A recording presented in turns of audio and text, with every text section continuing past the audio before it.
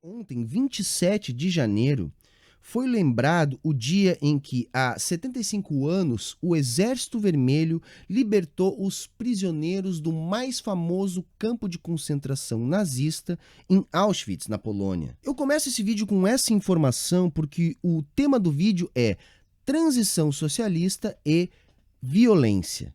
Tá, mas por que eu começo um vídeo sobre transição socialista e violência lembrando um caso icônico e bárbaro de violência contra os direitos humanos que ocorreu no capitalismo? Porque a primeira coisa para a gente conseguir compreender os processos das experiências socialistas é compreender que esses são processos históricos. Quer dizer, a sociabilidade estabelecida a partir do processo revolucionário foi criada sobre as estruturas da sociabilidade que existia antes. Compreendem? Isso necessariamente aconteceu em todos os processos de transição socialista. Quando eu lembro de Auschwitz, eu lembro que nossa sociabilidade é extremamente violenta. Tão violenta que produziu os campos de concentração, produziu 2 guerras mundiais, produziu escravidão, fome,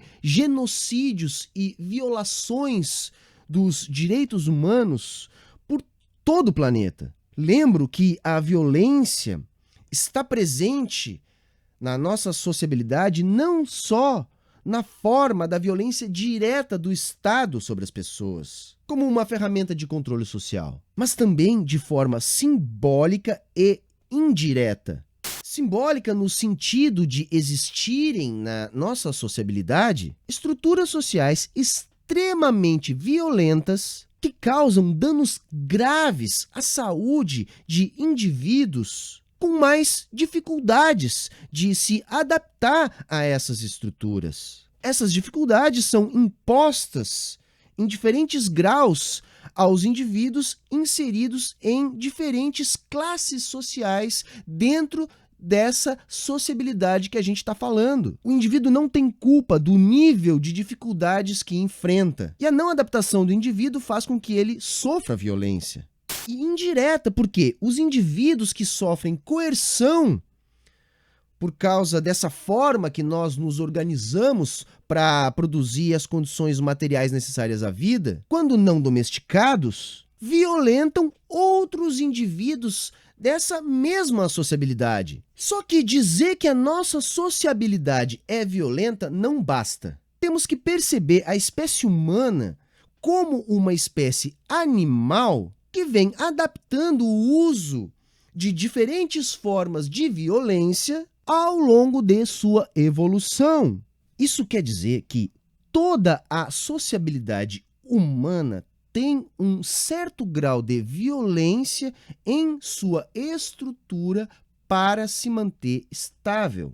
Nas mais primitivas, os primatas lutavam até a morte. Nas sociedades antigas, os castigos costumavam ser muito cruéis. Populações civis inteiras eram torturadas e mortas. Com o ganho de complexidade das sociabilidades estabelecidas, a violência precisou mudar de forma. Quanto maior o contingente, mais difícil de termos uma sociabilidade dependente de uma estabilidade baseada na violência direta, ou seja, a violência indireta e simbólica vem crescendo. Ora, isso é uma tendência observada, o que não significa que não existam contratendências que, vez ou outra, temporariamente, alterem esse viés. E também é importante registrar, não há tendência de desaparecimento da necessidade do uso da violência direta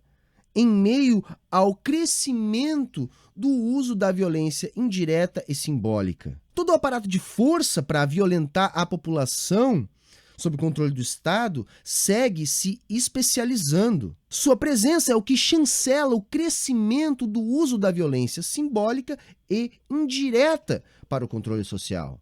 Isto posto, temos que a violência é um dado e ela vem se transformando na estrutura das sociabilidades humanas. Temos outro ponto.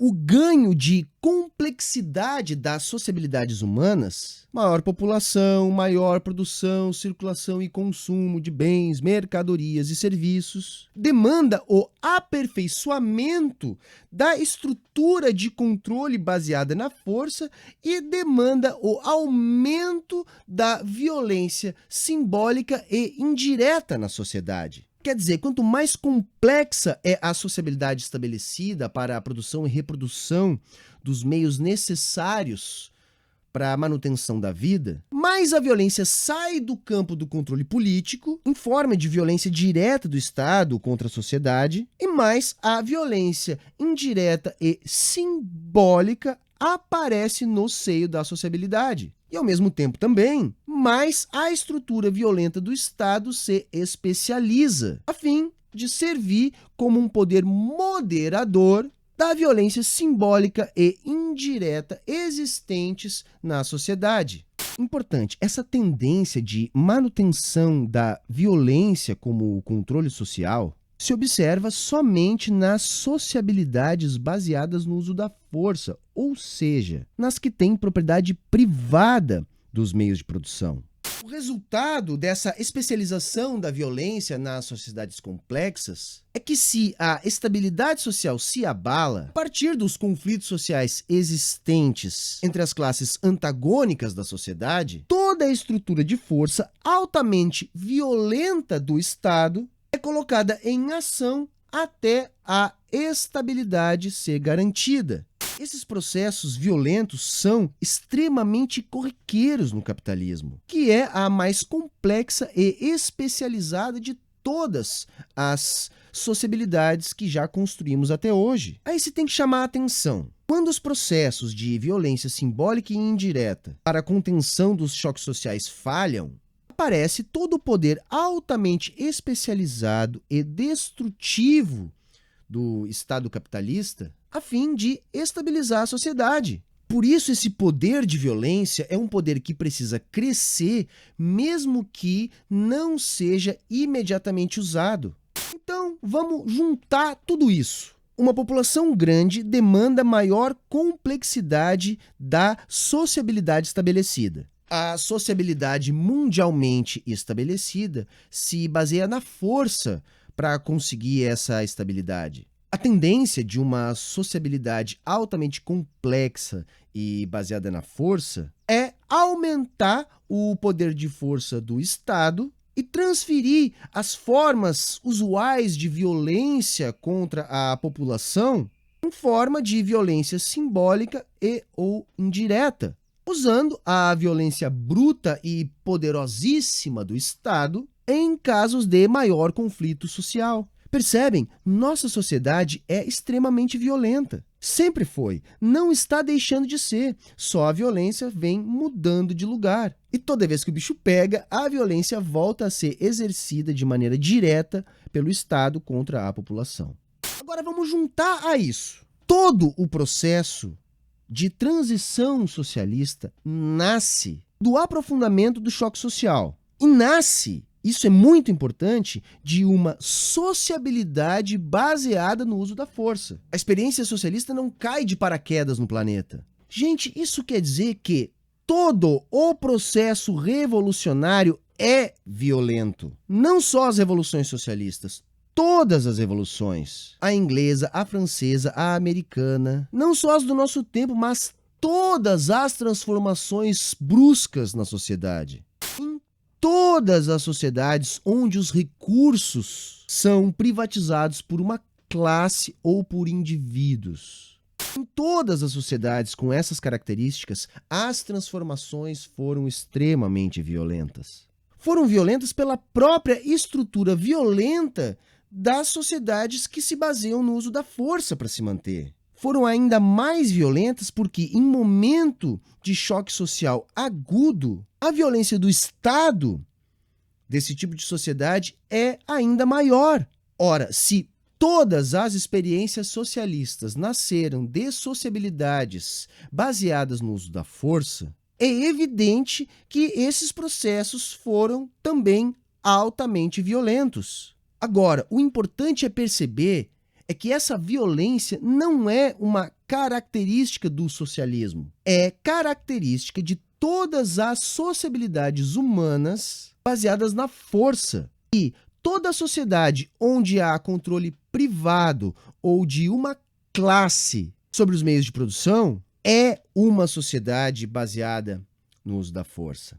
Bom, então isso quer dizer que, passando o processo revolucionário socialista, a violência desaparece? Não. Primeiro, porque no socialismo a propriedade dos meios de produção não desaparece. Uma classe continua os controlando e, portanto, continua havendo necessidade do uso da força. Segundo, o socialismo como um todo é uma etapa revolucionária, é somente uma transição. Logo, o uso da violência se dá como nos momentos de maior choque social que eu falei há pouco. Não indiretamente ou simbolicamente, mas mais através do poder do Estado. E mais uma vez reparem, isso não é uma característica do comunismo, isso é uma característica do capitalismo. No comunismo não haverá propriedade privada dos meios de produção, nem por indivíduos, nem por uma classe.